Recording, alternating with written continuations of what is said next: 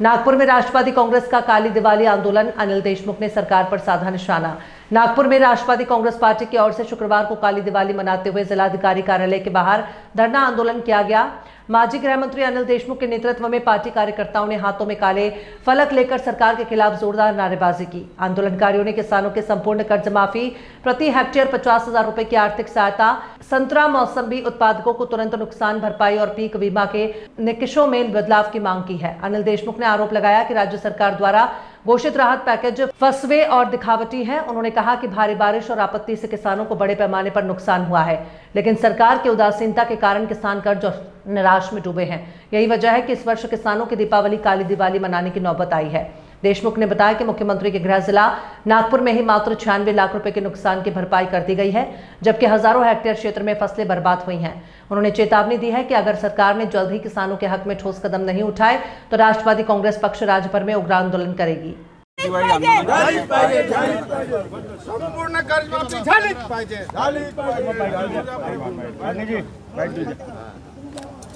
असं आहे की महाराष्ट्रातील शेतकरी आज अतिशय अडचणीत आहे। विधानसभेच्या निवडणुकीच्या वेळेस आता जे मुख्यमंत्री आहेत देवेंद्र फडणवीस यांनी त्यावेळेस महाराष्ट्रातील शेतकऱ्यांना आश्वासन दिलं होतं की भारतीय जनता पार्टीचं सरकार महाराष्ट्रामध्ये आल्यानंतर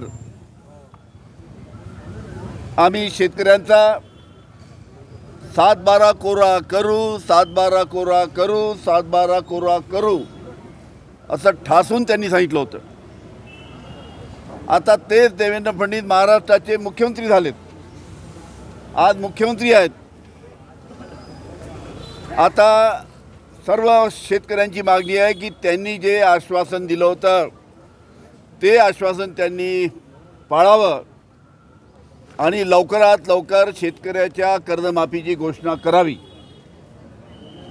त्याचबरोबर जे पॅकेज जाहीर करण्यात आलेलं आहे राज्य शासनाच्या माध्यमातून 32,000 कोटीचं फसवं पॅकेज जाहीर करण्यात आलेलं आहे।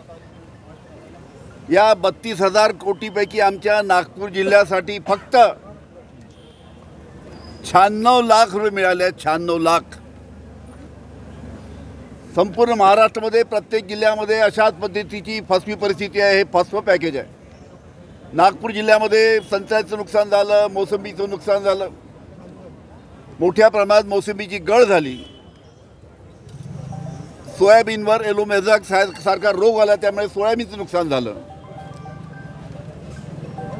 आणि इतकं मोठं नुकसान झालं असताना फक्त 96 लाख रुपये या जिल्ह्याचे देवेंद्र फडणवीस या गावचे आहेत, या नागपूर जिल्ह्याचे आहेत।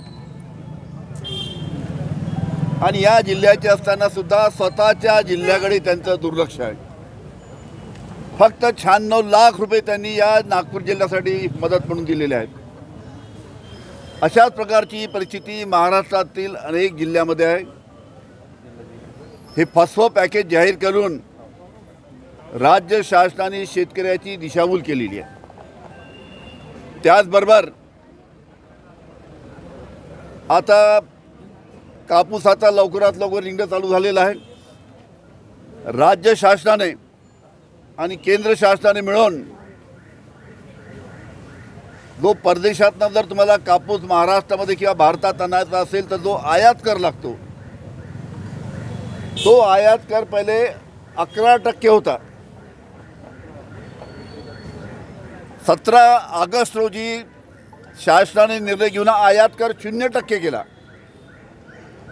आता कापसावरील आयात कर 0% केल्यामुळे परदेशातला कापूस आता महाराष्ट्रात येईल, परदेशातला कापूस आता भारतात येईल आणि मोठ्या प्रमाणात कापसाचे भाव त्या निमित्तानं कमी होतील। शेतकऱ्यांना कापसाचे भाव या चुकीच्या निर्णयामुळे मिळणार नाही, मोठ्या प्रमाणात आत्महत्या होतील। जवळजवळ हा जो निर्णय घेतला आयात कर रद्द करण्याचा त्याच्यामुळे जवळजवळ आजच्या तारखेपर्यंत जवळजवळ 32 लाख गाठी कापसाच्या महाराष्ट्रामध्ये आलेल्या आहे. 32 लाख गाठी. आणि पुढील अजून महिन्यात, दीड महिन्यात, 2 महिन्यामध्ये जवळजवळ 100 लाख गाठी महाराष्ट्रामध्ये येतील, अशा प्रकारची परिस्थिती आहे. हा शेतकऱ्यावर अन्याय करणारा निर्णय आहे. जो कापूस उत्पादक शेतकरी आमचा विदर्भात आहे, मराठवाड्यात आहे, काही भागामध्ये पश्चिम महाराष्ट्रामध्ये आहे, त्याच्यासाठी अतिशय चुकीचा निर्णय आहे. त्याच्यामुळे हा कापूस आयात कर जो आहे त्यांनी रद्द केलेला तो निर्णय शासनाने रद्द करून कापसाला चांगले भाव दिले पाहिजे, ही आमची मागणी आहे.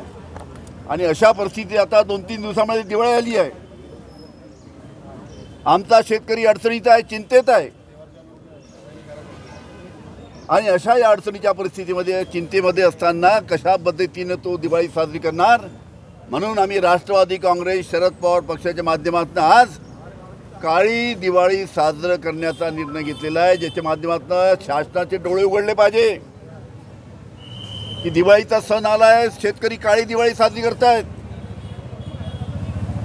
त्याच्यामुळे शासनाने डोळे उघडून लवकरात लवकर कर्जमाफीचा निर्णय, त्याचबरोबर कापसाच्या बाबतीतला निर्णय, संत्रा मोसंबीच्या बाबतीतला निर्णय, आमच्या काही भागामध्ये धान होतो त्यांच्या बाबतीतसुद्धा त्यांना भाव मिळत नाही, काही भागामध्ये तिकडे नाशिकच्या भागामध्ये कांदा होतो, असे अनेक शेतकऱ्यांचे जे प्रश्न आहेत त्याच्यासाठी लवकरात लवकर राज्य शासनाने निर्णय घेतला पाहिजे.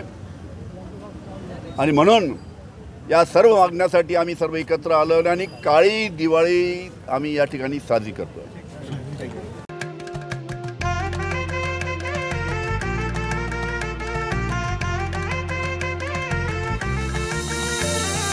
माना पानाचा नात्या गोत्याचा पसारा लई बाई वाढला, रुसवा नको ग बाई कुणाचा, मोठ्यानी उतारा काढला. लगीन घाई सुचून देई, खरेदीने पणा काढला,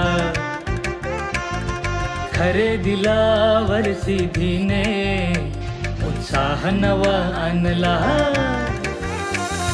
बांधला बसका बांधला, बांधला बसका बांधला, बांधला